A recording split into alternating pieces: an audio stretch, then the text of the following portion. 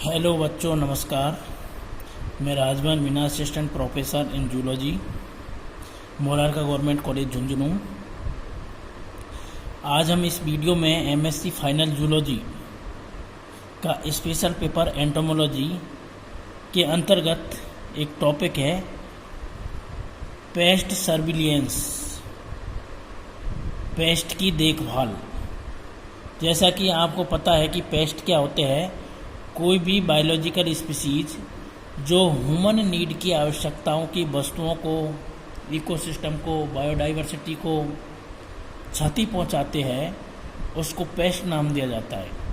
और यहाँ पर हम एंटोमोलॉजी का अध्ययन कर रहे हैं, तो यहाँ पर इंसेक्ट की ऐसी स्पीसीज या पॉपुलेशन जो ह्यूमन की आवश्यकताओं की चीज़ों को नष्ट पहुंचाती है, उनको क्षति पहुंचाती है, तो उसको इंसेक्ट पेस्ट के नाम से जाना जाता है। तो यहाँ पर पेस्ट सर्विलियंस अर्थात इंसेक्ट की पॉपुलेशन, जो इंसेक्ट होते हैं वो किस प्रकार से पेस्ट का रूप धारण करते हैं, तो उसकी देखभाल कैसे की जाए, उसका पेस्ट में कन्वर्ट होने से पहले ही किस प्रकार से उसकी निगरानी की जाए, या उसके के एनवायरनमेंट में होने वाले परिवर्तन या उसकी पॉपुलेशन में इंक्रीज होने वाले परिवर्तन का अध्ययन किया जाए, तो उसको पेस्ट सर्विलियंस के नाम से जाना जाता है। Pest surveillance is the systematic monitoring of biotic and abiotic factors of the crop ecosystem.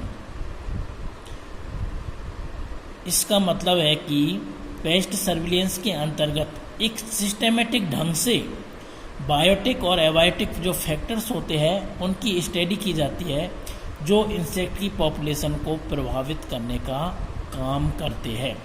और ये इंसेक्ट है वो क्रॉप इकोसिस्टम से को किस प्रकार से इम्पेयर करेगा, प्रभावित करेगा, उसके बारे में प्रीडिक्ट अनुमान लगाया जाता है कि जो पेस्ट होते हैं, इंसेक्ट होते हैं, वो फैले नहीं, एक स्थान से दूसरे स्थान पर उनका फैलना नहीं हो सके और क्रॉप इकोसिस्टम को क्षति नहीं पहुंचाए। तो उसके बायोटिक और एबायोटिक फैक्टर्स का अध्ययन करना ही पेस्ट सर्विलेंस के अंतर्गत आता है। The pest which provide the necessary information to determine the feasibility a pest management program. तो पेस्ट सर्विलेंस के अकॉर्डिंग विभिन्न प्रकार के पेस्ट मैनेजमेंट प्रोग्राम ऑर्गेनाइज किए जाते हैं, जो इस पेस्ट की पर निगरानी करते हैं, उसको फैलने से रोकने का काम करते हैं, आउटब्रेक होने से रोकने का काम करते हैं। Why the pest surveillance program, the population dynamics and key natural mortality factor operating under the field condition can be known, which turn help in devising the appropriate management strategy।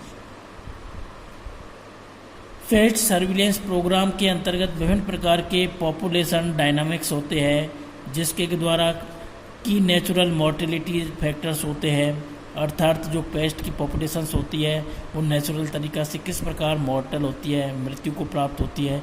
तो इस प्रकार से इस फील्ड में काम किए जाते हैं।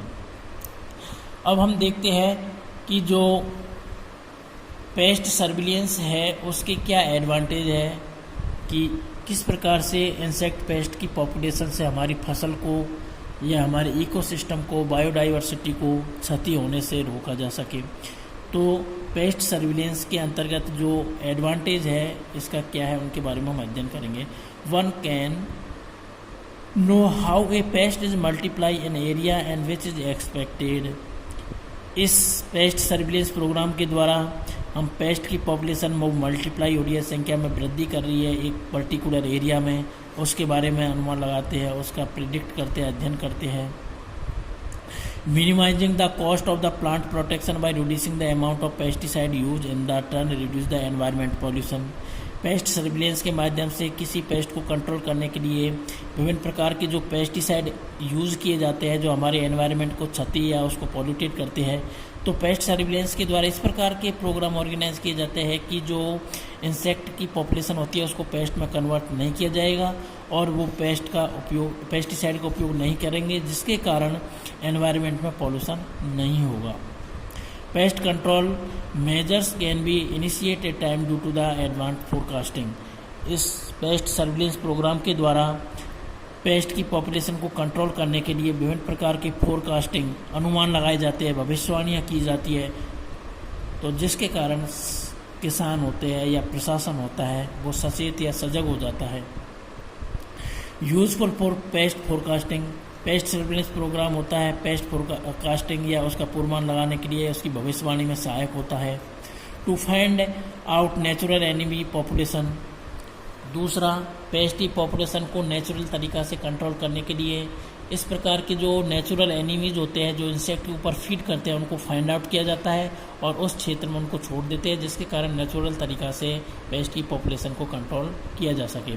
To study the influence of weather parameters on the pest, इस प्रकार के जो पैरामीटर्स होते हैं वेदर में कि टेम्परेचर है, ह्यूमिडिटी है, इनमें किस प्रकार का परिवर्तन हो रहा है, लाइट है, फोटो पीरियड है, किस प्रकार के परिवर्तन हो रहे हैं, उनके पैरामीटर्स का अध्ययन करके पेस्ट की पॉपुलेशन पर निगरानी रखी जा सकती है।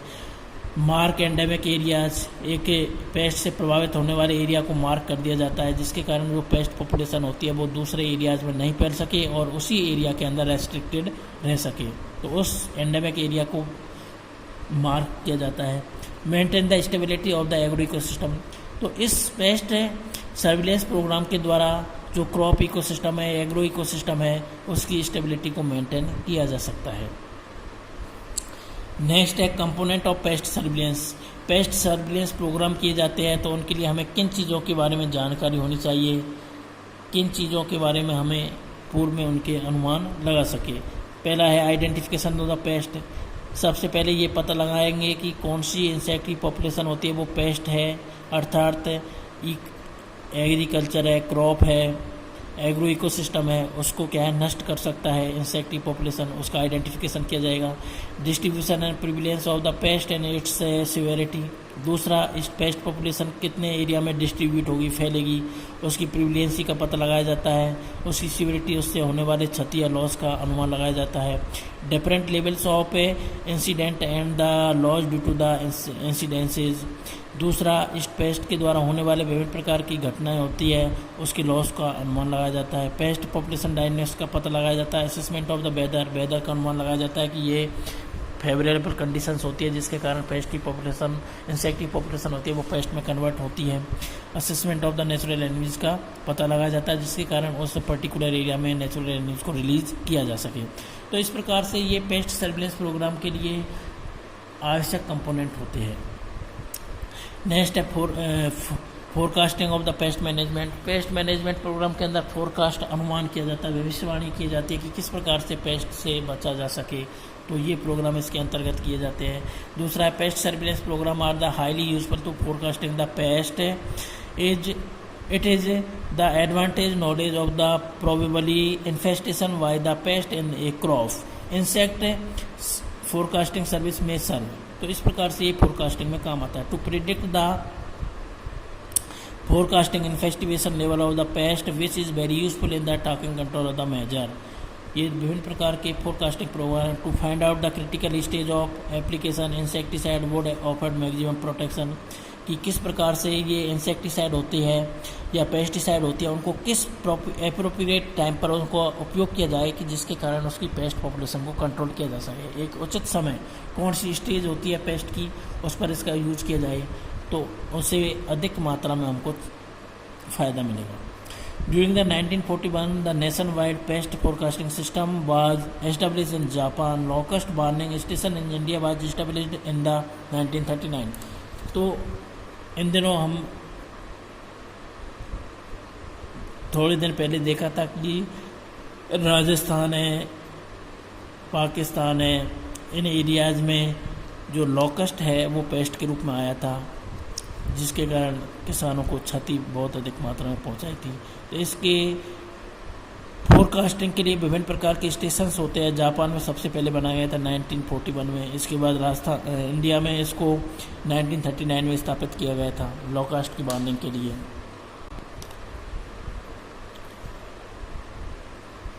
नेक्स्ट है forecasting is mainly of the two types. जो फोरकास्टिंग की जाती है, भविष्यवाणी की जाती है, पेस्ट को कंट्रोल करने के लिए, उनके अनुमान लगाने के लिए दो प्रकार की जाती है, शॉर्ट टाइम फोरकास्टिंग और long term forecasting. Short term forecasting के अंतर्गत क्या होता है, कवर 1 और 2 season mainly based on the population of the paste with in a crop bye simple method. इसके अंतर्गत 1 या 2 सीजन को इंक्लूड करते हुए फोरकास्टिंग की जाती है कि इस सीजन में पेस्ट का आक्रमण एग्रो इकोसिस्टम पर हो सकता है, तो ये कम समय के लिए फोरकास्टिंग होता है। दूसरा होता है long term forecasting. It covers the large area based on mainly on the possible effect of weather on the insect abundance.